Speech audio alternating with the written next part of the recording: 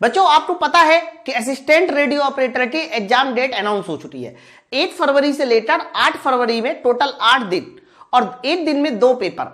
मैं आपको बता दूं टोटल 16 शिफ्टों में असिस्टेंट रेडियो ऑपरेटर का पेपर होने वाला है। असिस्टेंट रेडियो ऑपरेटर में सबसे ज्यादा वैकेंसी और सबसे ज्यादा फॉर्म भी असिस्टेंट रेडियो ऑपरेटर में पड़ा है। मैं आप लोगों के लिए 14 जनवरी से लेकर 19 जनवरी तक 18 जनवरी तक यानी ये 5 दिन ऐसे होंगे जिसमें मैं आपको 5 प्रैक्टिस सेट यूट्यूब पे सॉल्व कराने वाला हूं, है ना।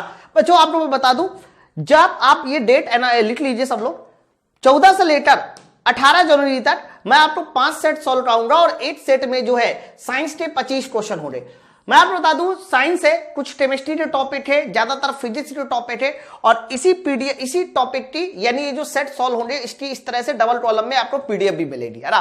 टोटल आप देखिए यहां पर 25 क्वेश्चन का एक सेट है और मैं आपको बता दूं आपको साइंस में भी आपको क्वालिफाइंग करना ही करना है और इस बार जो है सरकार ने क्वालिफाइंग नेचर रख दिया 50%।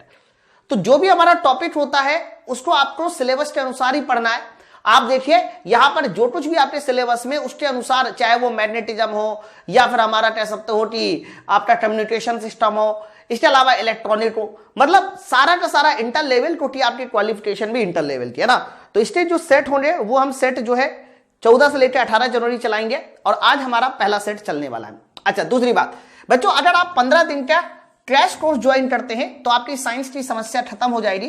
15 दिन का एक ऐसा क्रैश कोर्स जिसमें फिजिक्स और केमिस्ट्री के मिलाकर सारे के सारे टॉपिक कवर किए गए हैं जो कि आपके सिलेबस के अनुसार है, जिसमें फिजिक्स और केमिस्ट्री दोनों मिलेगा।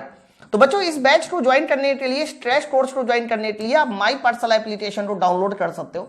डाउनलोड करने के साथ साथ अगर आपको कोई समस्या आती है तो मैं नंबर लिख देता हूं 9696 आप इस नंबर पर ही फोन कर सकते हैं, है ना। तो 14 से लेकर 18 आपका असिस्टेंट रेडियो ऑपरेटर का सेट चलने वाला है, ठीक है। तो चलिए फिर स्टार्ट करते हैं आज का हम लोग पहला क्वेश्चन। तो बच्चों अभी हम लोग अपने असिस्टेंट रेडियो ऑपरेटर के प्रैक्टिस सेट को और आगे बढ़ाते हैं, है ना। जैसा कि आप लोग को पता है कि यहां मैं आपको 25 क्वेश्चन डेली फिजिक्स के सॉल्व कराता हूं, ऐसे मैं आपको 5 सेट दूंगा। पहला क्वेश्चन देखिए क्या बोला जा रहा है कि उत्तल लेंस को एक तरल में डुबोया जाता है जिसका अपवर्तनांक सूचकांक लेंस के अपवर्तनांक सूचकांक के बराबर है।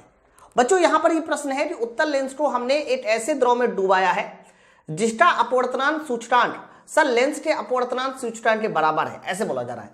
अब देखो लेंस जो होता है वो ग्लास का बना होता है और ग्लास को हम लोग म्यू जी कह दे, है ना। लिक्विड में डुबाया गया है म्यू एल, है ना। तो बोला ये जा रहा है कि बताइए इसकी फोकल लंबाई पे क्या प्रभाव पड़ेगा, यानी इसकी फोकस दूरी पे क्या प्रभाव पड़ेगा। अब देखो जब भी कभी किसी भी चीज को द्रव में डुबोते हैं और पूछा जाए फोकल लंबाई पे क्या फर्क पड़ेगा, तो पहला इसमें 2 टेस्ट आते हैं बच्चों। पहला टेस्ट जो आता है वो आता है दर्पण का। याद रखना जब भी कभी हम किसी दर्पण को, जैसे कि मान लीजिए कॉन्केव मिरर हो, कॉन्वेक्स मिरर हो, यदि दर्पण है तो हमेशा इस बात को याद रखना उसको द्रव में डुबोने पर उसकी जो फोकल लंबाई होती है वो कांस्टेंट होती है बच्चों और उसकी जो पावर होती है वो भी कांस्टेंट होती है। याद ये रखना है आपको, दर्पण को द्रव में डुबोने पर फोकल लंबाई पे कोई भी फर्क नहीं पड़ता। लेकिन अगर यही क्वेश्चन लेंस का होता, अगर यही क्वेश्चन किसका होता सर, यही क्वेश्चन लेंस का होता, तो हमेशा इस बात को याद रखना जब भी कभी लेंस को द्रव में डुबोते हैं लेंस को, तो उसकी फोकल लंबाई भी बदल सकती है और मेरे भाई उसकी जो पावर है वो भी बदल सकती है, दोनों चीजें बदल सकती है। अगर किसी लेंस को किसमें डुबोया जा रहा है सर, द्रव में डुबोया जा रहा है, ऐसा कैसे सर, और कौन वाला फॉर्मूला है जो ये परिवर्तन मुझे बता सकता है। बच्चों आपको पता है कि लेंस फॉर्मूले में एक फॉर्मूला आपको पढ़ाया जाता है 1/f बराबर, फॉर्मूला होता है μ-1 होता है ना सर, μ-1 होता है और आगे बताइए क्या हो जाता है सर, आगे हो जाता है 1/r1 - 1/r2। ये किसी भी लेंस के लिए होता है, लेकिन हमने इस लेंस को, उत्तल लेंस को एक ऐसे द्रव में डुबोया गया है जिसका अपवर्तनांक सूचकांक लेंस के बराबर है। तो बच्चों जब भी कभी द्रव वाला केस आ जाए यानी द्रव में डुबोया जाए तब ये फॉर्मूला पता है क्या हो जाता है, इधर हो जाता है म्यू जी मतलब लेंस का और नीचे हो जाता है म्यू एल मतलब लिक्विड का, है ना। तो ऊपर म्यू जी नीचे म्यू एल, ये फॉर्मूला में लग जाता है। अब according to question sir, according to question आप देखिए म्यू जी और म्यू एल आपस में बराबर है। ये देखो अगर म्यू जी और म्यू एल आपस में बराबर है मेरे भाई, तो आप जल्दी से दोनों को बराबर कर दो। बराबर कर देंगे तो ये कट जाएगा 1/1 मतलब 1 आ जाएगा और 1 - 1 0 हो जाएगा। तो फाइनली ये पता चला कि यहां से जो 1/f का मान आएगा वो 0। अगर 1/f 0 है बच्चों तो यहां पर फोकल लंबाई f बराबर क्या हो जाएगी, इनफाइनाइट नीचे आएगा, और पावर बराबर क्या हो जाएगी सर 0। तो आप ये बात याद कर लो, जब भी कभी किसी भी लेंस को ऐसे द्रव में डुबोते हैं जिसका अपवर्तनांक सूचकांक लेंस के बराबर है, तो उस समय लेंस की फोकस दूरी इनफाइनाइट हो जाती है और पावर 0 हो जाती है। तो बताइए सवाल का सही आंसर क्या हो जाएगा। सर इन्होंने सिर्फ फोकल लंबाई के बारे में पूछा है, तो प्रश्न का सही आंसर ऑप्शन नंबर बी हो जाएगा कि फोकल लंबाई सर कैसी हो जाती है, इनफाइनाइट हो जाती है। Option number B. बहुत प्यारा खूबसूरत क्वेश्चन था, है ना। नेक्स्ट आइए बच्चों, अगला सवाल ये हमारा ट्रांसफार्मर से है कि स्टेप अप ट्रांसफार्मर में ट्रांसफार्मर रेशियो क्या होता है। बच्चों इन्होंने बोला है स्टेप अप ट्रांसफार्मर में ट्रांसफार्मर रेशियो क्या। पहले मैं आपको बता दूं ट्रांसफार्मर रेशियो होता क्या है। आपने देखा होगा, मैंने कई बार बताया है कि ट्रांसफार्मर रेशियो का फॉर्मूला होता है NS/NP, है ना। इसी तरह से ध्यान रखना ES/EP, ये सब बराबर में चलते हैं, ES/EP। और सेम मेरे भाई इसी तरह से आगे होता है बराबर I में उल्टा हो जाता है IP/IS हो जाता है, IP/IS। तो NS/NP ES/EP बराबर IP/IS। सर ये इक्वल टू K होता है। और याद रखना ये जो K मैंने बताया इसी K को बोलते हैं ट्रांसफार्मर रेशियो। अब देखो ट्रांसफार्मर रेशियो जो है ना वो दो तरह का हो सकता है। K की वैल्यू 8 से बड़ी भी हो सकती है और K की वैल्यू 8 से छोटी भी हो सकती है। बच्चों 8 से बड़ी होने का क्या मतलब है। सर 8 से बड़ी होने का मतलब द्वितीयक वोल्टेज ज्यादा हो गया। इसका फाइनल मतलब यही हुआ कि सर ये वोल्टेज बढ़ा देगा, और वोल्टेज बढ़ा देगा तो बताइए कौन सा ट्रांसफार्मर हो जाएगा, स्टेप अप। K की वैल्यू 8 से कम है यानी वोल्टेज घटा देगा, और वोल्टेज घटा देगा तो बताइए कौन सा ट्रांसफार्मर हो जाएगा, स्टेप डाउन। आप मेरी बात समझो। तो आप क्या कहना चाहोगे। सर हम ये कहना चाहेंगे कि यहां पर 8 स्टेप अप है 8 स्टेप डाउन। इन्होंने बोला था transformer ratio in the step up transformer, तो K की वैल्यू 8 से ज्यादा होना चाहिए। ऑप्शन नंबर हमारा टेस्ट के साथ जाएगा बी वाला उत्तर, इस सवाल का सही आंसर ऑप्शन नंबर बी। आगे बढ़िए नेक्स्ट, ये लो ये वाला सवाल बड़ा प्यारा है। इन्होंने क्या बोला है, अगले सवाल में बोला जा रहा है कि प्रेरकत्व और प्रतिरोध के आयाम। आयाम का मतलब क्या होता है। सर आयाम का मतलब होता है डायमेंशन। तो बच्चों प्रेरकत्व मतलब L, और यहां पर अगला है तुम्हारा आयाम। आयाम का मतलब हो गया प्रतिरोध, प्रतिरोध का मतलब R। तो बच्चों यहां पर प्रेरकत्व L और प्रतिरोध R, इसका जो अनुपात है वो डायमेंशन बताइए किसके बराबर होगी। तो कॉपी में नोट डाउन करके रखिए L/R, फिर C/R, फिर √LC, ठीक है। तो L/R, CR या √LC। सर इन तीनों की डायमेंशन एक ही होती है, और इन तीनों की डायमेंशन क्या होती है सर, इन तीनों डायमेंशन होती है टाइम। क्या होती है सर, टाइम इन तीनों की डायमेंशन होती है मेरे भाई। ओके, तो आप बताइए इस सवाल का सही आंसर किसके साथ जाना चाहिए। सर इसका आंसर जाएगा ऑप्शन नंबर ए वाला उत्तर, समय के साथ। हालांकि मैं इसको प्रूव भी कर सकता हूं, ऐसा कुछ भी नहीं है, लेकिन ये सब डेटा आपको डायरेक्ट याद करने हैं। L/R, CR, √LC, सर ये किसके बराबर होता है, टाइम के बराबर। फिर अगर आपको प्रूव करना है तो प्रूव भी कर सकते हैं। आपको पता है कि आवृत्ति F बराबर फॉर्मूला क्या होता है। सर आवृत्ति F बराबर होता है 1/2 पाई √LC, है ना। सर आवृत्ति का मतलब 1/सेकेंड। मेरे भाई इसकी यूनिट क्या होती है, 1/सेकेंड। अरे इसकी यूनिट 1/सेकेंड है तो √LC, सर √LC की यूनिट सेकेंड हो जाएगी, वही बात बनी वाली थी। और टाइम मतलब सेकेंड, ठीक है। तो आंसर इसका ध्यान रखना किसके साथ जाएगा, ऑप्शन नंबर ए वाला उत्तर होगा। चलो बच्चों नेक्स्ट आइए अगला सवाल। अगला सवाल ले रहा है चौथा नंबर, लेंज का नियम देता है। लेंज का नियम क्या देता है, पहले तो आप ये समझ लो कि लेंज के नियम फैराडे के किस नियम को कहते हैं। तो बच्चों फैराडे ने 2 नियम दिए थे, और फैराडे का जो दूसरा नियम होता है मतलब सेकेंड लॉ ऑफ फैराडे।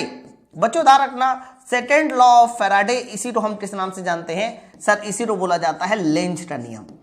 तो कई बार तुमसे क्वेश्चन आता है कि लेंज का नियम फैराडे के किस नियम को कहते हैं, तो कहना फैराडे के दूसरे नियम को। अच्छा अब दूसरी बात सुनो, ये जो लेंज का नियम होता है बच्चों ध्यान रखना, ये एनर्जी कंजर्वेशन पे काम करता है। किस पे काम करता है सर, ये एनर्जी कंजर्वेशन पर काम करता है। अब फैराडे का दूसरा नियम या लेंज का नियम कहता क्या है बच्चों, लेंज का नियम ये कहता है कि प्रेरित धारा की जो दिशा होगी, सर प्रेरित धारा की दिशा जो है वो हमेशा जो है उस कारण का विरोध करती है जिससे वह स्वयं उत्पन्न हुई है। इसीलिए ये जो लेंज का नियम है ये आपको किसकी डायरेक्शन बताता है सर, ये आपको प्रेरित धारा की दिशा बताता है। प्रेरित धारा की दिशा हमेशा उस टारगेट का विरोध करती है जिससे वह स्वयं उत्पन्न हुई है। और याद रखना, इसी को हम किस नाम से जानते हैं सर? इसी को हम लेंज का नियम कहते हैं। ऑप्शन नंबर हमारा ए। नेक्स्ट, तो बच्चों अगला सवाल देखो क्या है। द्रव्यमान m और 2n द्रव्यमान के दो उपग्रह समान ऊंचाई पर परिक्रमा कर रहे हैं। देखो सवाल लिखा है समान ऊंचाई पर, तो किस उपग्रह का कक्षीय वेग अधिक होगा? इन्होंने बोला है कि किस उपग्रह का कक्षीय वेग अधिक होगा।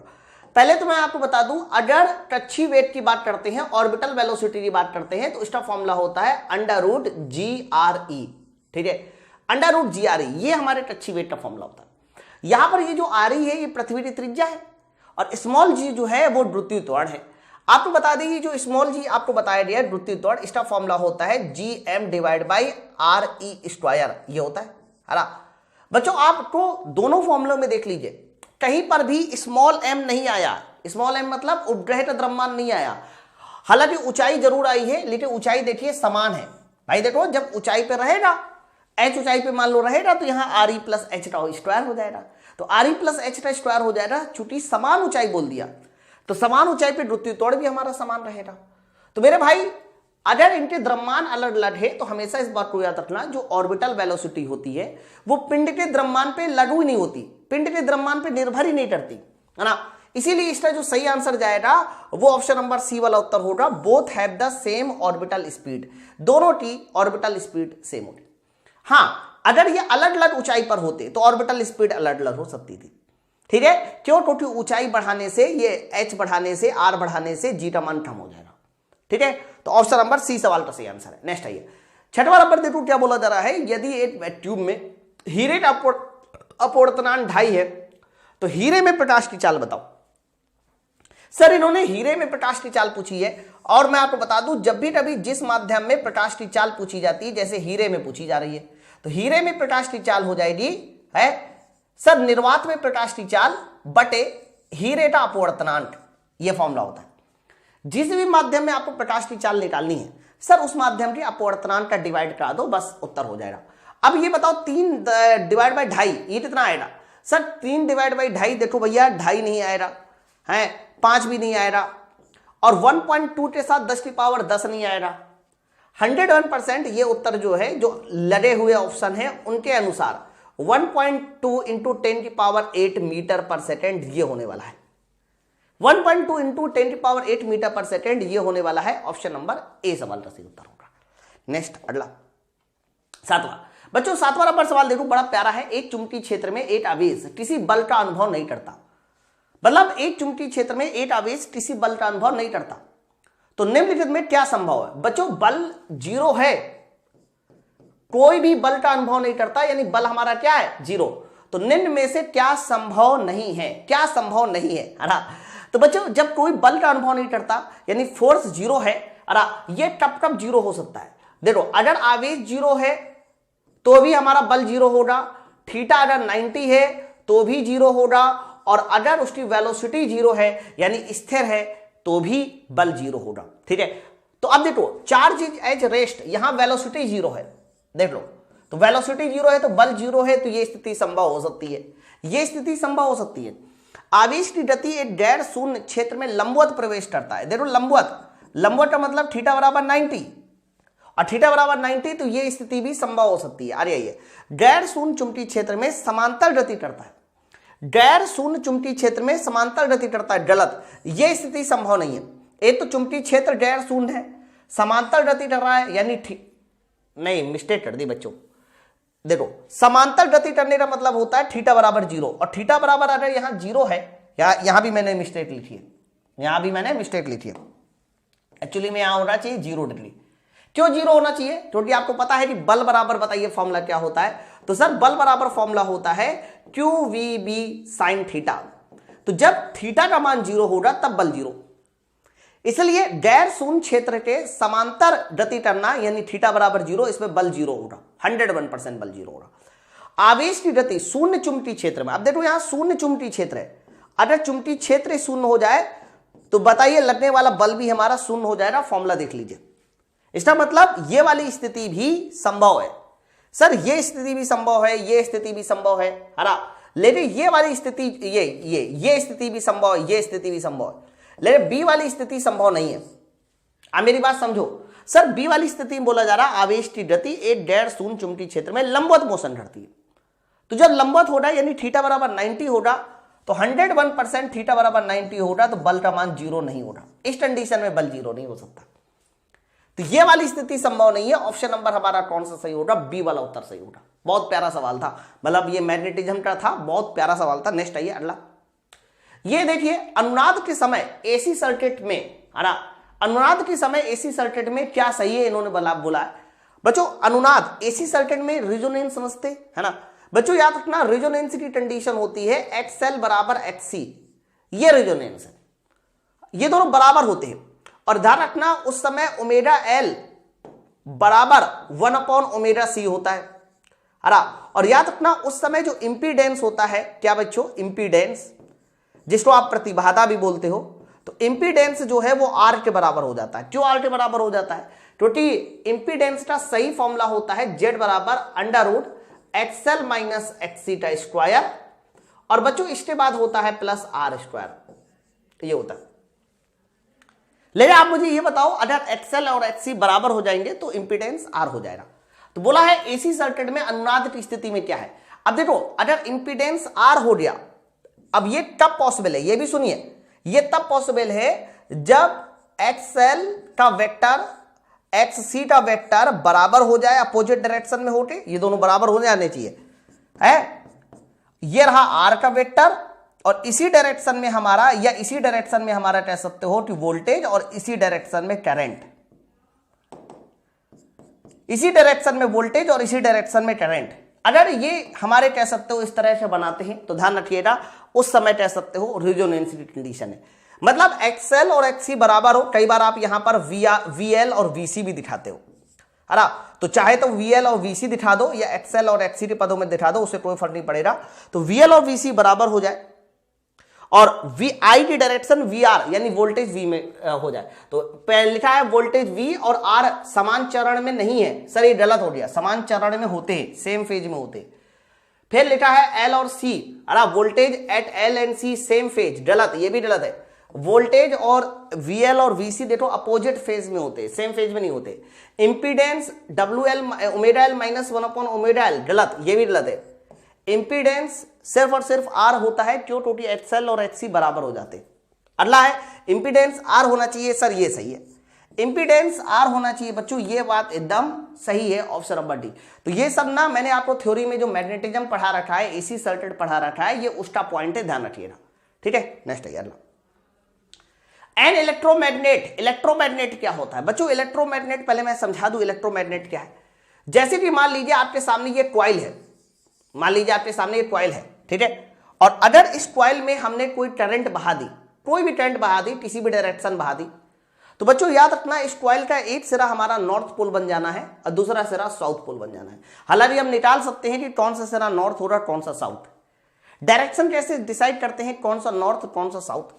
बच्चों अगर धारा की डायरेक्शन क्लॉकवाइज है, कैसी है? क्लॉकवाइज, अरे ऐसे क्लॉकवाइज है, तो बच्चों ध्यान रखना जब भी कभी धारा की डायरेक्शन इस तरह से क्लॉकवाइज बनेगी तो हमेशा इस बात को याद रखना वहां साउथ पोल बनेगा। तो बहती हुई धारा की डायरेक्शन अगर क्लॉकवाइज है तो वहां साउथ पोल।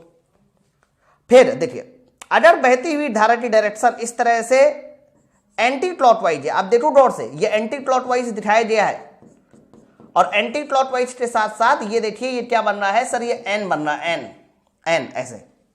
तो जब एंटी क्लॉकवाइज है एन बने तो समझ जाना वो हमारा कौन सी नॉर्थ पोल बनाएगा, नॉर्थ पोल, ठीक है।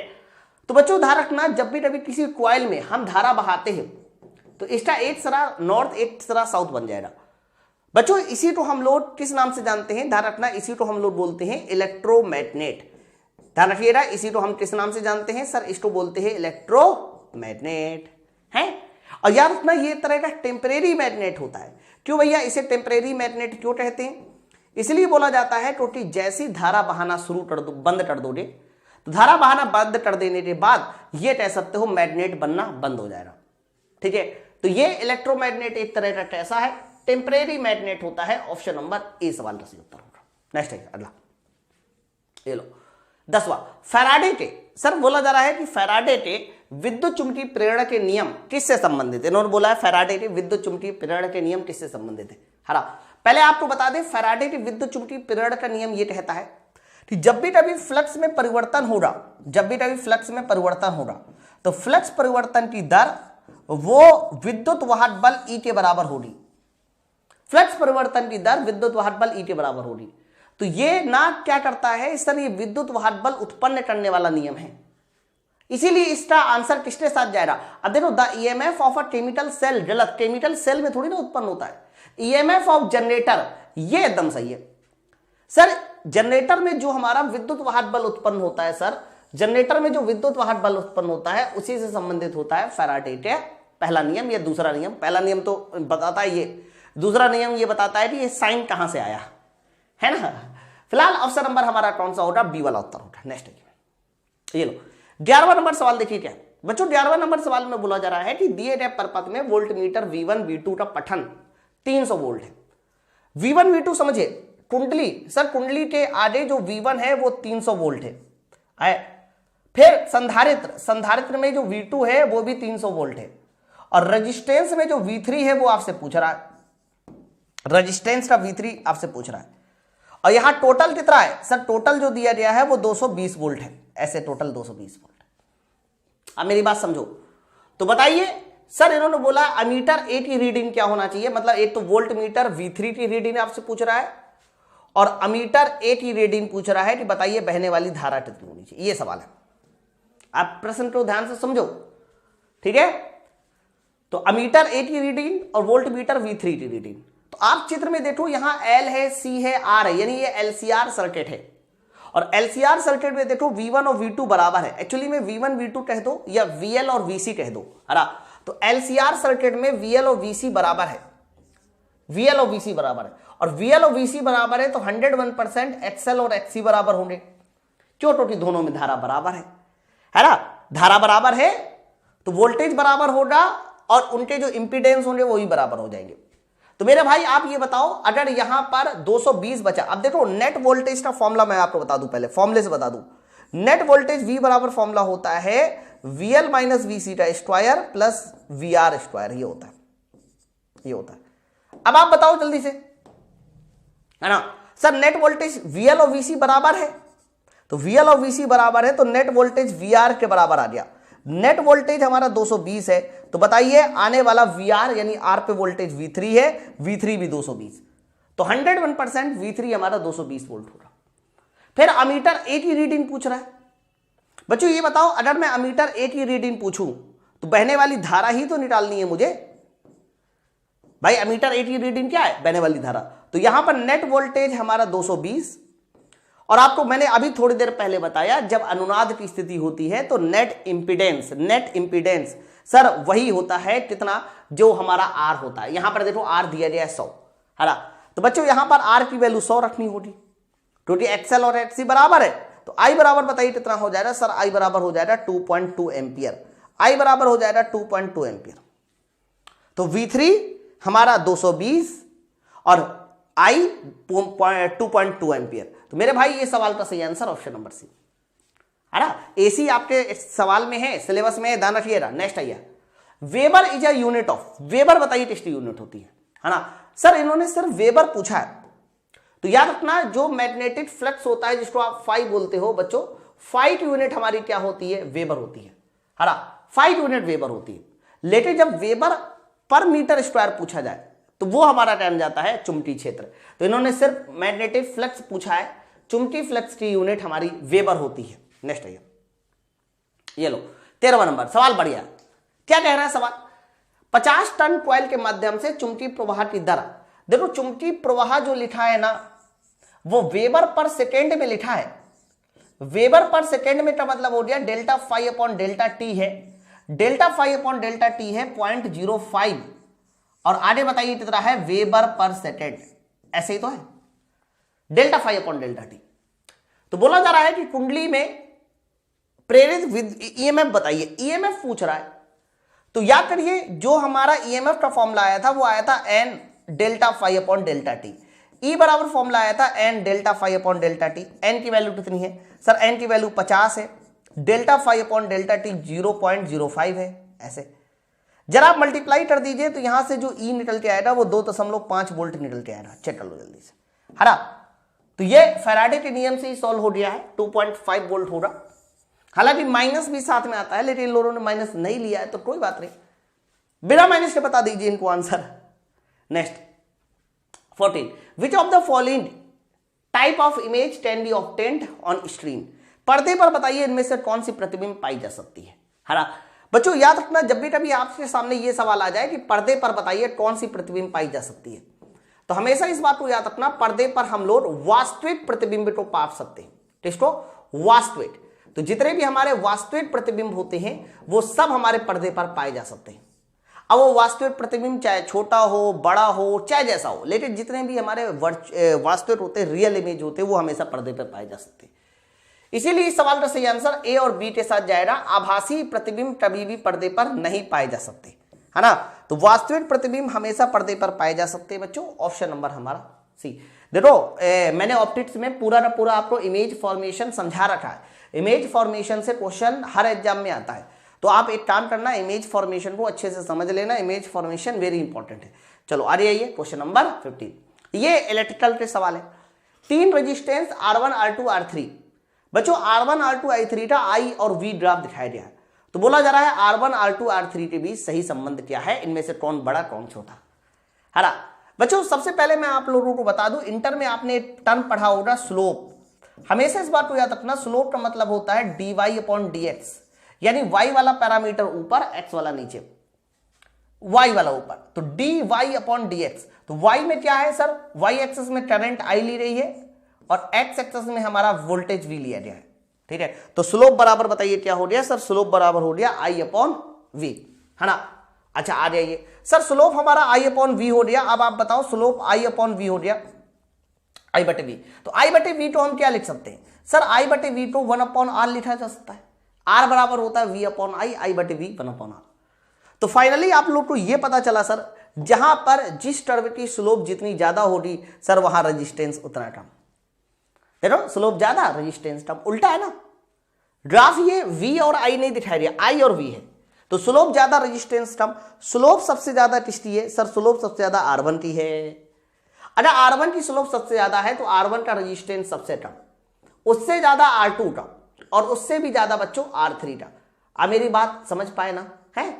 तो ये हमारा सही आंसर जाना चाहिए, क्योंकि स्लोप जिसकी ज्यादा, रेजिस्टेंस कम, स्लोप जिसकी कम, रेजिस्टेंस ज्यादा। तो R3 ज्यादा होगा, R2 उससे कम होगा, R1 सबसे कम होगा। मेरे भाई इस सवाल का सही उत्तर ऑप्शन नंबर सी वाला आंसर जाएगा। नेक्स्ट आइए अगला, ये लो 16 नंबर सवाल, पढ़िए जल्दी से और बताइए क्वेश्चन नंबर 16 का आंसर क्या होना चाहिए। बच्चों क्वेश्चन नंबर 16 ये है, निम्नलिखित चित्र में आपतित और निर्गत किरण को बताइए कि इनमें से कौन हमारी आपतित किरण है और आप बताइए इनमें से कौन हमारी निर्गत है। ये प्रिज्म दिखाया गया है, और मैं फिर से बता दूं, जो प्रिज्म होता है ना, प्रिज्म, तो प्रिज्म में आने वाली किरण होती है हरा।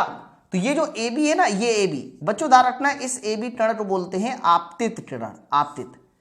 सर BC को याद रखिएगा, बोलते क्या है सर, BC को बोला जाता है अपवर्तित किरण, अपवर्तित। और याद रखना ये जो लास्ट में बाहर निकलती है बच्चों, इस किरण को बोलते हैं निर्गत, ठीक है। तो आपतित हमारी AB हो गई, निर्गत हमारी CD हो गई। AB और CD सर, AB और CD ये सवाल का सही आंसर जाएगा, ऑप्शन नंबर डी वाला उत्तर होगा, AB और CD, ठीक है। AB और CD और भी पूछी जा सकती है ना, तो वो आपको बताना है। प्रिज्म ध्यान रखना, प्रिज्म में हमेशा एक घटना होती है, वो घटना होती है वर्ण विक्षेपण।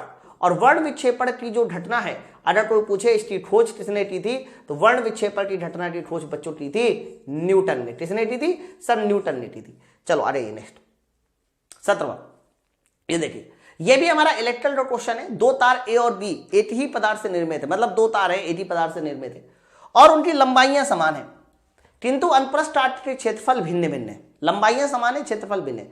यदि तार A और B का प्रतिरोध, तार A का प्रतिरोध B के प्रतिरोध का 16 गुना, A का प्रतिरोध 16 गुना, चलो A को 1 मान लेते हैं और B को हम लोग मान लेते हैं 2, तो A का प्रतिरोध 16 गुना है, यानी R1:R2 16:8, है ना। तार A और तार B के अनुप्रस्थ काट का क्षेत्रफल का अनुपात क्या होना चाहिए बच्चों। यहां पर तार A है ना, उसका एरिया, और तार B सर उसका एरिया, उसका रेशियो पूछा जा रहा है कि तार ए और तार बी के अनुप्रस्थ काट के क्षेत्रफल का अनुपात क्या होगा। रेजिस्टेंस का अनुपात देकर आपको एरिया का अनुपात पूछ रहा है, लग जाएगा? बिल्कुल सर लग जाएगा, एकदम लग जाएगा। कैसे लगेगा सर, मैं बताता हूं। देखो सबसे पहले आप मुझे बताओ कि रेजिस्टेंस आर का फॉर्मूला क्या होता है, रो इंटू एल बटे ए होता है, ये होता है। अब आप बताइए रेजिस्टिविटी कांस्टेंट, लंबाई कांस्टेंट, क्यों एक ही पदार्थ बोल दिया सर आपने, लंबाइयां भी समान बोल दी सर आपने, ये देखो। तो आप मुझे बताइए सर आर क्या होगा, सर आर हमारा एरिया के इनवर्सली प्रोपोर्शनल होगा। तो अगर आर एरिया के इनवर्सली प्रोपोर्शनल है तो मेरे भाई रेजिस्टेंस का अनुपात 16:8, तो एरिया का बताइए कितना हो जाएगा। सर एरिया का जो अनुपात हो जाएगा बच्चों, यहां पर आप कह सकते हैं इसका उल्टा कर देंगे, 1:16, उल्टा है ना। रेजिस्टेंस का देकर एरिया पूछा जा रहा है तो 101% इसका जो सही आंसर जाएगा वो ऑप्शन नंबर सी जाएगा, 1:16। नेक्स्ट ये लो 18वां बच्चों, 18वां नंबर सवाल देखो, बड़ा प्यारा सवाल है ये भी। बोला जा रहा है यदि किसी पदार्थ के एक तार की लंबाई आई और प्रतिरोध आर है, उसी पदार्थ से निर्मित पहले तार की लंबाई 3 गुनी है ना, और दुगने अनुप्रस्थ काट की। देखो लंबाई को उन्होंने क्या बोला, सर आप लंबाई को 3 गुना कर दो। सबसे पहले ध्यान से सुनिएगा, लंबाई को कितने गुना कर दो, 3 गुना कर दो। दुगने अनुप्रस्थ काट का क्षेत्रफल यानी एरिया को बताइए कितना गुना कर दो, सर एरिया को 2 गुना कर दो। तो अन्य तार का प्रतिरोध इनमें से किसके बराबर होगा, अन्य तार का प्रतिरोध इनमें से किसके बराबर होगा। ठीक है, तो लग जाएगा सर, एकदम आसान है। देखो मैं आपको बताऊं, आपको पता है कि रेजिस्टेंस के फॉर्मूले में ऊपर एल नीचे ए होता है, ये देखो अड़ा, क्योंकि एक ही पदार्थ बोल दिया ना, उसी पदार्थ से निर्मित, रेजिस्टिविटी लेना नहीं है। लंबाई कितने गुनी करनी है सर, लंबाई करनी है 3 गुनी। एरिया कितने गुना करना है सर ना, 2 गुना करना है। तो मेरे भाई बताओ जल्दी से रेजिस्टेंस कितने गुना हो जाएगा, सर रेजिस्टेंस हो जाएगा 3/2 गुना। रेजिस्टेंस हो जाएगा तुम्हारा 3/2 गुना। तो नया जो रेजिस्टेंस हो जाएगा वो ऑप्शन नंबर बी जाएगा 3/2 आर के साथ। बस काम खत्म है। नेक्स्ट है अगला, बताओ बच्चों अगला सवाल देखो, ये हमारा ऑप्टिक्स से क्वेश्चन है, 19 नंबर, बहुत प्यारा सवाल है। क्या बोला जा रहा है, किसी छात्र का गोली दर्पण का प्रयोग करके कागज पर सूर्य का स्पष्ट प्रतिबिंब फोकस करता है। कोई छात्र गोली दर्पण का प्रयोग करके सूर्य का स्पष्ट प्रतिबिंब फोकस करता है एक बिंदु पर, जो कुछ समय बाद जलने लगता है। दर्पण के बारे में कौन सा संबंध सही है? पहले तो आपको यह समझना पड़ेगा ये जो एक्सपेरिमेंट हुआ ये किस दर्पण के लिए हुआ, कौन सा वो दर्पण था जिसकी वजह से ये एक्सपेरिमेंट हुआ, सबसे पहले आपको यह समझना होगा। तो मेरे भाई ये वो दर्पण होगा जो अनंत से आने वाली किरण को एक बिंदु पे फोकस कर देगा, है ना। तो अनंत से आने वाली किरण को एक बिंदु पे फोकस करने वाला जो दर्पण होता है मेरे भाई, वो हमारा होता है कॉन्केव मिरर। कौन सा मिरर सर, वो होता है हमारा कॉन्केव मिरर। ये देखो, है ना। तो आप सामने देखिए, मैंने यहां पर एक कॉन्केव मिरर बनाया है, और आपको मैं बता दूं कॉन्केव मिरर एक ऐसा मिरर होता है जो इनफाइनाइट से चलने वाली लाइट रे को, ठीक है, दर्पण से टकराने के बाद एक बिंदु पर फोकस कर देता है। बोलिए बात सबको क्लियर है? इनफाइनाइट से चलने वाली लाइट रे को दर्पण से टकराने के बाद एक बिंदु पर फोकस कर देता है, ऐसे ऐसे, ठीक है। यह कन्वर्जिंग मिरर भी कहलाता है। कौन सा मिरर कहलाता है? कन्वर्जिंग मिरर भी कहलाता है। तो 101% ये कौन सा दर्पण होगा सर, ये हमारा होगा कॉन्केव मिरर। कौन सा मिरर? कॉन्केव मिरर होगा। मेरे भाई बात आप क्लियर कर लीजिए। तो यह अवतल दर्पण गोली होगा, अवतल गोली दर्पण होगा, सही। फोकस दूरी धनात्मक, गलत बच्चों। अवतल दर्पण की फोकस दूरी लेफ्ट साइड होती है, वो ऋणात्मक होती है। यह कन्वर्जिंग मिरर है, कन्वर्जेंट मिरर है, एकदम सही। तो पहला और सी यानी ए और सी वाला आंसर हमारा सही उत्तर होना चाहिए, ठीक है। ऑप्शन नंबर ए वाला उत्तर होगा, ए और सी। बच्चों अगर ये लेंस की बात करता है, लेंस कौन सा है, तो लेंस फिर होता कॉन्वेक्स लेंस। अगर ये लेंस की बात करता है तो कौन सा लेंस होता है? कॉन्वेक्स लेंस होता। तो सवाल दूसरा हो सकता था, ठीक है। नेक्स्ट है अगला, हेलो 20वां नंबर सवाल पढ़िए जल्दी से, बताइए क्वेश्चन नंबर 20 का आंसर क्या होगा। क्वेश्चन नंबर 20 ये है, which of the following statement are correct. आप बताओ इनमें से कौन सा स्टेटमेंट सही है। पहला देखिए लिखा है, the magnetic field is the strongest at the centre of bar magnet. Magnetic field जो है सेंटर पे स्ट्रॉन्गेस्ट होता है, गलत। है मैंने आपको बता रखा है कि जो चुंबकीय क्षेत्र होता है ना, वो सेंटर पे मैक्सिमम नहीं होता। सर चुंबकीय क्षेत्र जो है कहां पर मैक्सिमम होता है, तो कहना चुंबकीय क्षेत्र जो है उसके ध्रुवों पर मैक्सिमम होता है। कहां पर मैक्सिमम होता है, तो कह देना चुंबकीय क्षेत्र जो है सर ध्रुवों पर मैक्सिमम होता है। फिर आ रही, कोई भी दो चुंबकीय बल रेखाएं प्रच्छेद नहीं कर सकती। इन्होंने बोला है no two magnetic lines can intersect, ठीक है। दो चुंबकीय रेखाएं प्रच्छेद नहीं कर सकती, ठीक है। तो बच्चों ये तो सही है एकदम, दो चुंबकीय बल रेखाएं प्रच्छेद नहीं कर सकती, ये एकदम सही है। चुंबकीय बल रेखाएं बंद क्लोज कर्व बनाती, ये भी एकदम सही है। चुंबकीय बल रेखाएं हमेशा बंद पर कर्व बनाएंगी, वो भी क्लोज बनाएंगी, है ना। तो ये वाला बच्चों गलत है।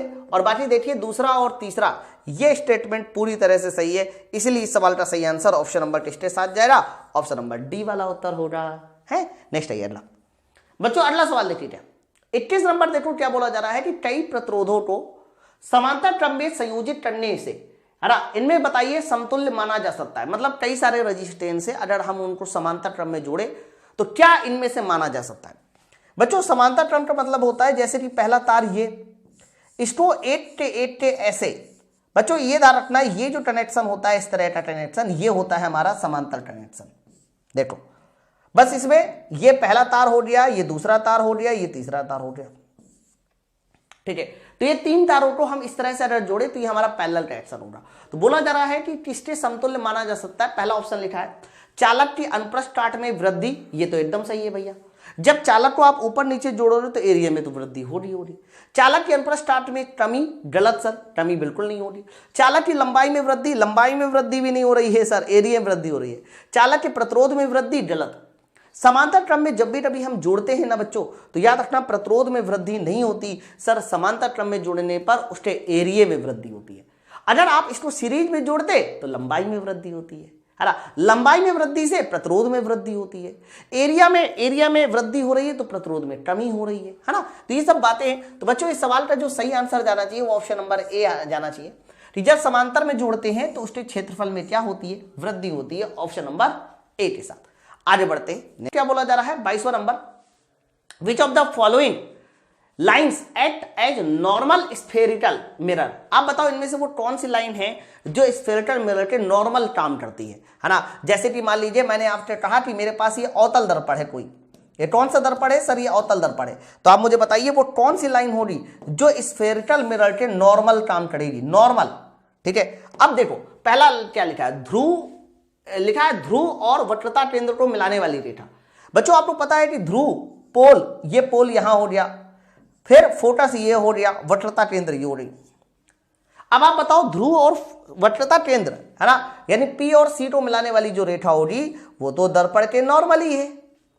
तो जितनी भी रेखाएं सर सेंटर से गुजरती है, जितनी भी रेखाएं कहां से गुजरेंगी सर, जितनी भी रेखाएं सेंटर से गुजरेंगी वो सब दर्पण के नॉर्मल होंगी, वो सब दर्पण के कैसी होगी, सब नॉर्मल होगी, जितनी भी रेखाएं सेंटर से गुजरेंगी। ध्यान रखना इस बात को। तो पहली लाइन लिखा है ध्रुव और वक्रता केंद्र को मिलाने वाली रेखा, बिल्कुल ये तो नॉर्मल होनी ही वाली है ना। अगली लाइन क्या लिखी है, वक्रता केंद्र आपतन बिंदु, आपतन बिंदु इनमें से कुछ भी हो सकता है। तो वक्रता केंद्र और आपतन बिंदु को मिलाने वाली रेखा ये भी नॉर्मल होगी। फोकस और आपतन बिंदु, बच्चों फोकस और आपतन बिंदु को मिलाने वाली रेखा नॉर्मल नहीं होती, ठीक है। तो जो भी रेखाएं जो है सेंटर से गुजरती हैं, फिर वो दूसरा बिंदु चाहे कोई भी हो, वो सब नॉर्मल होंगी। इसीलिए कह सकते हैं कि ये भी नॉर्मल है, ये भी नॉर्मल है, लेकिन ये वाली रेखा नॉर्मल नहीं है। तो पहला और दूसरा, बच्चों पहला और दूसरा इस सवाल का सही आंसर जाएगा। ये दोनों रेखाएं जो है हमारे दर्पण के नॉर्मल होंगी, ठीक है। नेक्स्ट 23, एक क्षैतिज तार में धारा पश्चिम से पूर्व की ओर बह रही है। सर एक क्षैतिज तार है जिसमें धारा कहां से कहां बह रही है, पश्चिम से पूर्व, है ना।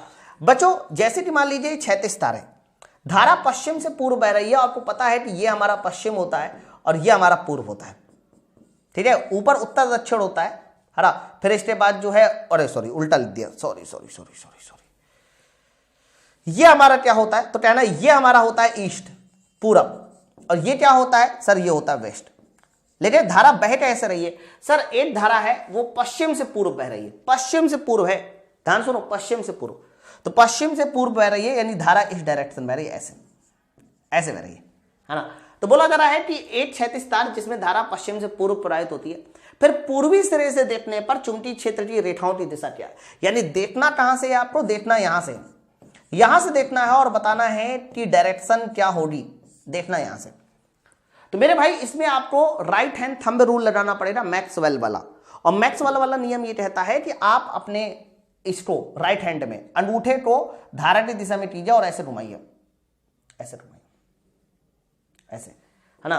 तो मेरे भाई अगर ये ऐसे घूमेगा ऐसे, तो ये ऐसे घूमेगा ऐसे ऐसे ऐसे, है ना, तो ये इस तरह से जाएगा ना घूमते, देखिए ऐसे ऐसे, तो ये ऐसे घूम रहा है ऐसे, तो यहां से देखने पर कैसे नजर आएगा आप मुझे बताओ। तो यहां से देखने पर ये ऐसे, यानी यहां से देखने पर ये हमारा कैसा नजर आने वाला है, एंटी क्लॉकवाइज नजर आने वाला है, एंटी क्लॉकवाइज नजर आने वाला है। ठीक है, अब मेरी बात समझो। लेकिन देखो एक चीज हमेशा ध्यान रखना, जब भी कभी एक जगह से देखने से एंटी क्लॉकवाइज हो तो दूसरी जगह में हमेशा ऑटोमेटिक हो जाता है। जैसे कि मैं आपके सामने अपना हाथ ऐसे घुमाऊं, तो मेरे हिसाब से मैं क्लॉकवाइज घुमा रहा हूं, लेकिन आपको दिखाई दे रहा है एंटी क्लॉकवाइज, है ना। तो ईस्ट से देखने पर वो हमें एंटी क्लॉकवाइज लगेगा, लेकिन अगर हम वेस्ट से देखें कैसा नजर आएगा तो ऐसे जा रहा है, क्लॉकवाइज हो जाएगा। ओके, तो आंसर क्या जाएगा, anticlockwise in plane perpendicular to wire, perpendicular to wire, ये एकदम सही है यार। हरा parallel to wire, plane of wire गलत है, देखो ये गलत है आंसर। मैं आपको बता दूं ये जो चुंबकीय बल रेखाएं आती है ना, ये हमेशा रखना वायर के प्लेन के परपेंडिकुलर आती हैं। तो बच्चों इस सवाल का जो सही आंसर जाएगा वो ऑप्शन नंबर ए वाला होगा, anticlockwise in the plane of perpendicular to wire. ये बल रेखाएं परपेंडिकुलर टू वायर है। कैसे सर, आप देखो ये धारा थी और ये चुंबकीय बल रेखाओं की डायरेक्शन थी, तो ये देखो इनके और इनके बीच का एंगल 90 का है, इसीलिए इस सवाल का जो सही आंसर जाएगा वो ऑप्शन नंबर ए होगा, anticlockwise in the plane perpendicular to wire, option number A. Next है 24। देखो 24 नंबर सवाल क्या बोला जा रहा है, बोला यह है कि जब किसी चुंबक को किसी कुंडली के पास ले जाया जाता है, यह कुंडली में प्रेरित धारा उत्पन्न करता है। बिल्कुल एकदम सही बात है। अगर किसी चुंबक को आप कुंडली के पास ले जाओगे, जैसे कि ये चुंबक है, और मान लीजिए इस चुंबक को आप किसी कॉइल के पास ले गए ऐसे, तो पास ले जाओ या दूर ले जाओ तो बच्चों इनके बीच प्रेरित धारा उत्पन्न हो जाएगी।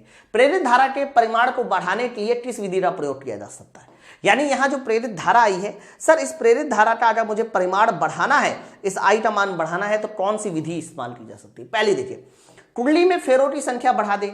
बच्चों याद करो, फेरों की संख्या जैसे ही बढ़ा देंगे तो 101% वोल्टेज बढ़ जाएगा, ई बढ़ जाएगा, और वोल्टेज बढ़ जाने का मतलब साफ साफ होता है धारा बढ़ जाएगी।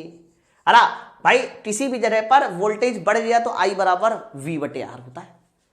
अब देखो फॉर्मूला भी देख लीजिए, ई बराबर फॉर्मूला क्या होता है, n into delta phi upon delta T, है ना। और दूसरा आई बराबर फॉर्मूला क्या हो सकता है, वोल्टेज बटे रेजिस्टेंस। तो जैसे आप n बढ़ाओगे तो ई बढ़ेगा, और ई बढ़ेगा तो धारा बढ़ जाएगी। ये तो सर सही हो गया। अलाइए चुंबक की गति में वृद्धि। बच्चों गति में वृद्धि, अब देखिए जैसे आप गति बढ़ाओगे, गति देखो, गति बढ़ाने का मतलब ये होता है कि आपने समय को कम कर दिया। देखिए जैसे आप गति बढ़ाएंगे, मान लीजिए मैं आपसे कह रहा हूं कि यहां से 10 मीटर पर सेकंड की चाल से जाओ और एक बार 20 मीटर पर सेकंड की चाल से जाओ। गति बढ़ाने का मतलब होता है हमेशा समय कम हो जाना। तो समय कम हो जाएगा तो ई बढ़ जाएगा, और ई बढ़ जाएगा तो बच्चों देखो आई भी बढ़ जाएगा। ये भी सही है सर। कुंडली के तार की प्रतिरोधकता में वृद्धि। बच्चों प्रतिरोधकता में वृद्धि, अब आप बताओ प्रतिरोधकता में वृद्धि होने का मतलब होता है प्रतिरोध बढ़ जाएगा, और प्रतिरोध बढ़ गया तो धारा आई कम हो जाएगी, है। तो ये वाला आंसर जो है गलत हो सकता है धारा को बढ़ाने का। तो धारा को बढ़ाने का हमारा पहला और दूसरा वाला उत्तर एकदम सही है, लेकिन ये वाला उत्तर गलत है। पहला और दूसरा वाला उत्तर सही है, लेकिन तीसरा वाला उत्तर गलत है मेरे दोस्त, है। नेक्स्ट है अगला, बताओ 25 नंबर। ये हमारा मिरर का क्वेश्चन है, न्यूमेरिकल है। कार के रियर व्यू दर्पण में उत्तल लेंस, उत्तल दर्पण है, उत्तल दर्पण की फोकस दूरी कितनी है सर, उत्तल दर्पण की फोकस दूरी 2 मीटर है। और याद रखना उत्तल दर्पण की फोकस दूरी हमेशा पॉजिटिव ली जाती है। कोई बस 3 मीटर की दूरी पर है तो बस मतलब वस्तु, वस्तु की दूरी -3 मीटर, और प्रतिबिंब की दूरी आपसे पूछ रहा है, लग जाएगा, लग जाएगा सर।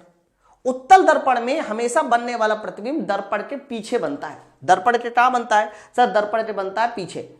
अब आप बताओ फॉर्मूला क्या हो जाएगा सर, फॉर्मूला हो जाएगा 1/f बराबर 1/v प्लस 1/u, है ना। तो यहां पर बताओ ये कितना हो जाएगा 2, v का मान मुझे निकालना है, और u का मान -3 इधर आएगा ये, तो 1/v सर ये इधर आ जाएगा, तो 8/2 प्लस 8/3। सर 8/2 मतलब 0.5, 8/3 मतलब 0.3, जोड़ दोगे तो 0.83।